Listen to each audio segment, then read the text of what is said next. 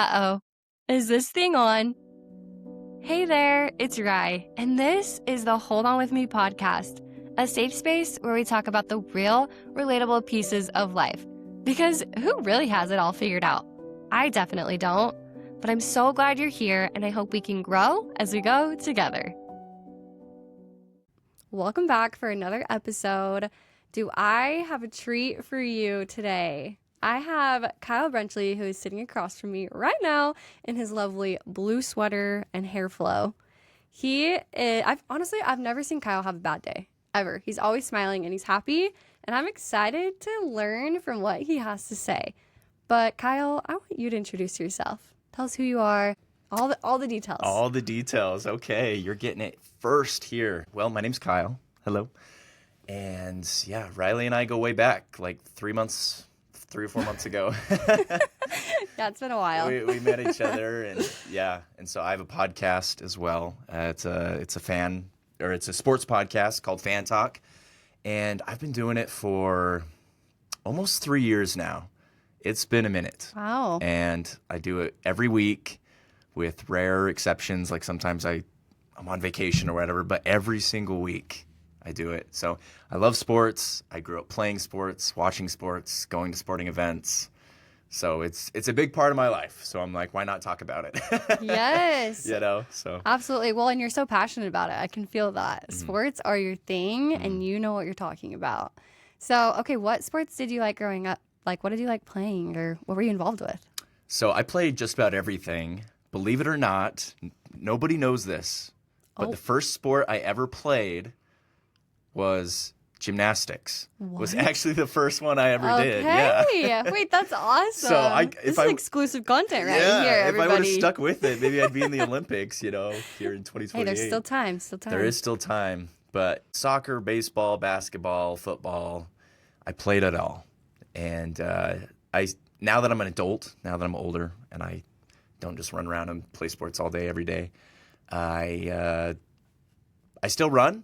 I still run when I can. I've just really loved being a part of the sporting community, per se. Yeah, all things sports. And now you have your own podcast where you talk about sports. So with Fan Talk, are you talking about your own experiences you've learned with sports? Or are you talking about, like, what do you share?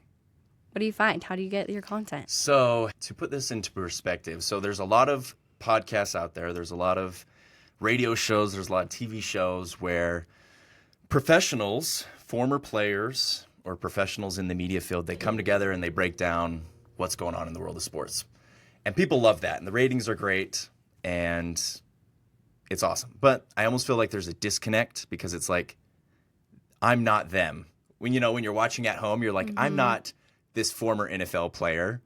I'm not this former NBA player, Totally. I haven't been in the journalism field for 50 years, And so I was like, how can I talk about sports in a way that's a little more personable, a little more relatable, a little more, I don't know if safe's the right word, but just like, wow, like this feels a little more personal.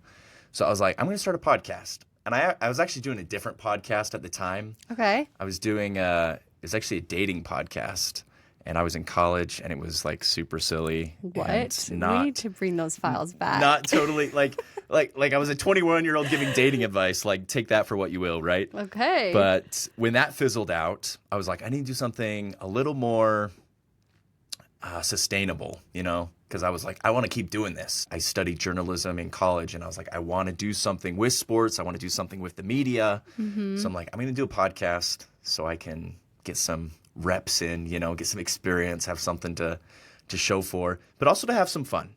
The podcast is really mostly just for fun. It's not, I don't take it super serious. It's not like this thing I stress about or I'm like always thinking about, it's just a fun opportunity to express something that I really like and to put it out there and to hopefully connect with other people who really like sports as well. Yes. Yes. I love that. You're finding the connection with something that you're passionate about, and then you want to connect with the people who feel the same. Absolutely. Yes. Okay. I really loved how you said that you, with the sports that you're watching, you have your own personal opinion about it or the way you feel. Mm-hmm. What is the reason why behind you wanting to talk about the other side of the sports, right? You see the players on TV and they have this different, like, we don't understand what they're feeling or thinking, but we understand what you're feeling with it.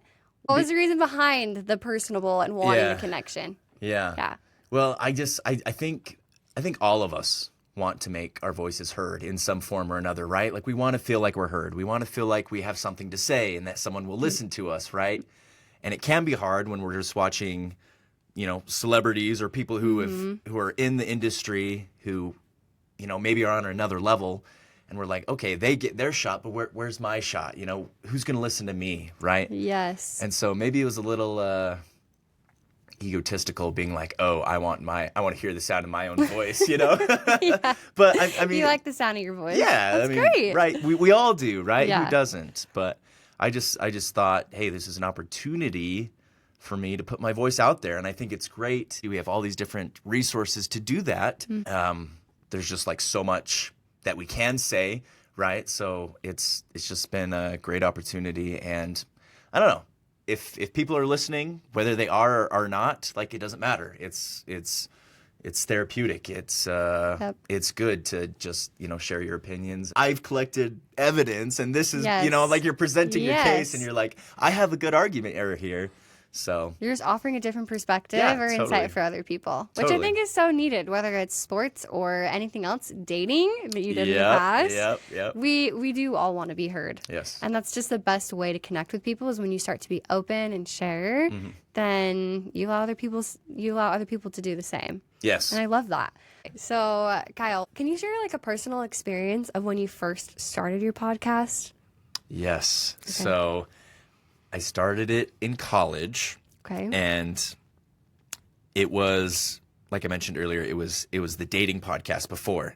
Yes. And I had like seen microphones, and I know that a microphone captured sound. Like, I learned about them in class, but it was like actually like sitting down and getting all set up with the microphones. And I had I didn't have a guest. I did the first episode by myself because I was nervous. I was like, I don't want to bring a guest on if I don't know what I'm doing, right? Yes. And so those feelings of inadequacy are totally like normal, especially when you're first starting out. And so I was just like, okay, the microphone's on. I know what I want to say. I don't know how it's going to come out, but that's okay. So I'm just going to open my mouth and start talking. And so that episode went, fine. It wasn't perfect. Like, even now, my episodes aren't perfect. Most of the time, I try to just keep it as unedited as possible. Like if I sneeze or something, I'm going to edit that out. Or if like a bird hits my window, if something crazy happens, I'm going to edit it out. No, I think we should leave it in there.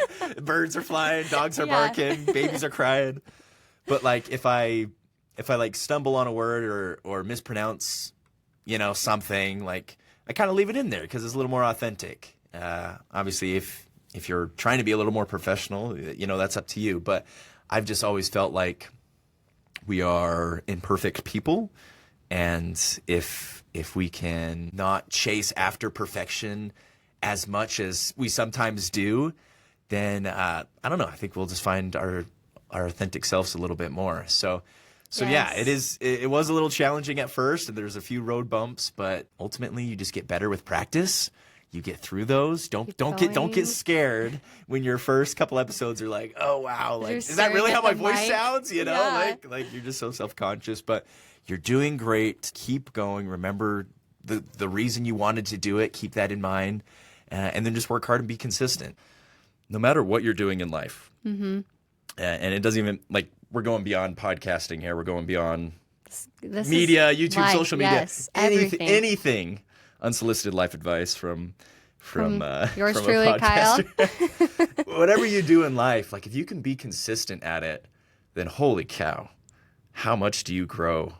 Like, how far do you stretch yourself? And it's just like, it's incredible. It's incredible. So if nothing else, I mean, my podcast hasn't reached the entire world. Like, it's not the top trending podcast, but it's like, I've been consistent. Mm-hmm. So I've like built these skills, and I've learned these things that are helping me in other areas of my life too. Yeah. But so yeah, it can be daunting, but you can do it, and you just have to try. Because like, if you want to do something, and the cool thing is about life is that, I mean, you can do whatever you put your mind to, as as cheesy as that is. Like, if you want to do something, go do it.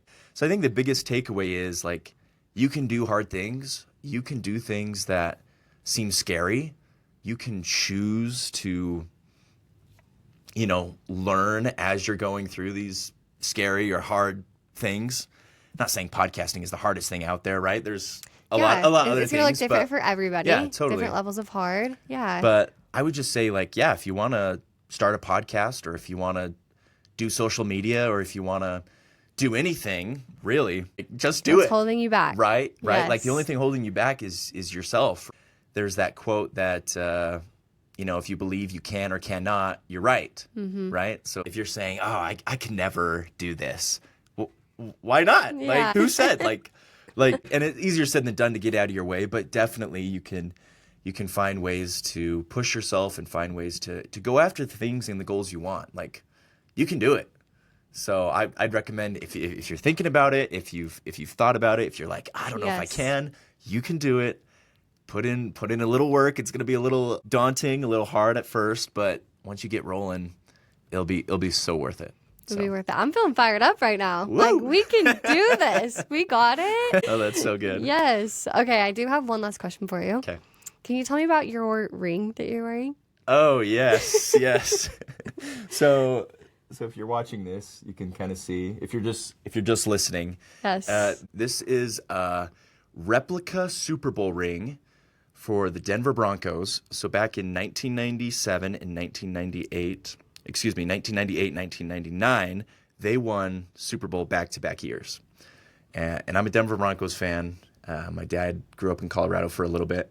Anyway, so a real Super Bowl ring has, like, diamonds and actual jewels on it, and it's worth a lot. This is just a replica that they gave away at one of the games, but I wear it maybe twice a year, and I'm like, I should wear it for Fan Talk for this special interview. So yeah, here it is. It's really big, and it's awesome. You're just owning it. It's my love that. power ring. I fine like Thanos right now. Yes. Fine, I'll do it myself. Well, awesome. Thanks so much for sharing all this, Kyle. I feel like a huge takeaway is the consistency is key. Yeah. And the simple, small steps and using your voice for good. And I love that you're creating something that is beneficial for people to connect with you on the sports level, but then they can even see how you're going about all these other things in your life that you're doing good. So I appreciate you, and I'm so glad you came to this episode. Thank you for having me. I was, when you reached out to me and said, "Hey, let's do this," I was like, "Wow, I'm going to be on Hold On With Me with Riley Joe." I'm a weekly listener. About you being on here. I love what you're doing as well. Much. I think if I can just give you a little praise, like shout out to the podcast host here. I think what you're doing is awesome. Similar to what I do or whatever any other podcaster do. It's like we have a voice and there's things that we're passionate about and we want to share about, right? Mm-hmm. And your podcast is full of that. And I've listened to every episode and I've gotten new perspective, honestly. And I'm like, wow, you've identified something I've felt in the past that I didn't know. I didn't know what it was. I didn't know how to identify it. I didn't know how to deal with it. And you sharing your experiences has kind of given me a new perspective and a new opportunity to learn and grow. So I really appreciate that. Thank you. You're doing awesome. I love what you really do, so keep it up. That. I'm glad it inspired you somehow. It's relatable and real only here, Kyle. Oh, yes. We love it.